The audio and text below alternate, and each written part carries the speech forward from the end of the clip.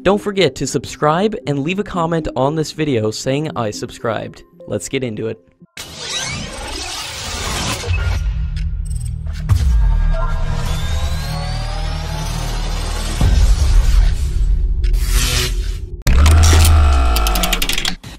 According to media reports, the Indian Air Force had wrote to the Defence Minister in the first week of November that the debate around the Rafale deal should not affect the purchase of the fighter jets from France. The Indian Air Force Chief had drawn the government's attention towards the depleting strength of fighter squadrons, and he underlined that it needs a minimum of 42 fighter squadrons for the western and northern borders, but has only 31 fighter squadrons, and will lose more squadrons in the coming months. He also told the government that the 36 fighter jets were essential for the Air Force, and any uncertainty over the acquisition would severely affect its combat capabilities. The Indian Air Force also advised against revealing the detailed price breakup of types of equipment and systems of the fighter jet, and went on to underline that the fighter jets would also double up as a strategic platform, and revealing the price of components would give away the capability of the aircraft. The Indian Defence Minister has said that the government has not forgotten the requirements and is already considering the bids received through a request for information for procurement of 110 fighter jets. According to Chinese media reports, China would publicly unveil its new H-20 stealth aircraft during a parade in 2019. According to experts, if the H-20 does have the range and stealth characteristics attributed to it, the aircraft could alter the strategic calculus between the United States and China. The new strategic aircraft is expected to have a maximum unrefueled combat radius of over 5,000 miles, and according to sources, the H-20 can also be used as a networked reconnaissance and command and control platform. Analysts have forecast the H-20's first flight in the early 2020s, with production possibly beginning around 2025.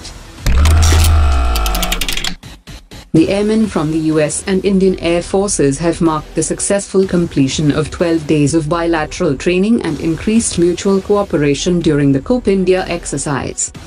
Total participation included more than 200 US Air Force personnel, F-15 aircraft and C-130J Super Hercules, alongside the fighter jets of Indian Air Force including Su-30, Mirage 2000, C-130J, Airborne Early Warning and Control System, and refueling aircraft. The Indian Air Force Chief also met with the participants in the exercise, and emphasized the importance of creating an environment of opportunity to learn from each other's best practices in enhancing operational synergy. Around 100 troops from both India and China are currently participating in the joint bilateral exercise in China, and by the time the drill is over, India's External Affairs Minister and her Chinese counterpart will hold the first meeting of the high-level people-to-people and cultural exchange mechanism in New Delhi. Better relations between India and China will obviously spell greater stability in India's immediate neighborhood and the rest of Asia, and the two sides can work jointly to ensure a more multipolar world, and even launch joint projects.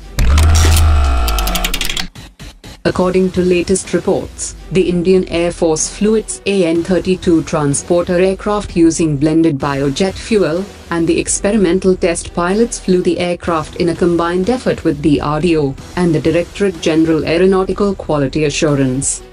The Indian Air Force had already carried out extensive engine tests on the ground, and this was followed by flight trials using 10% biojet blended with aviation turbine fuel. According to media reports, the ITBP personnel deployed at the China border has been raising the issue with the Ministry of Home Affairs for quite some time, of being overburdened with non-border duties. A parliamentary panel has said that the personnel should be relieved from duties of internal security and deployed only for border-related tasks.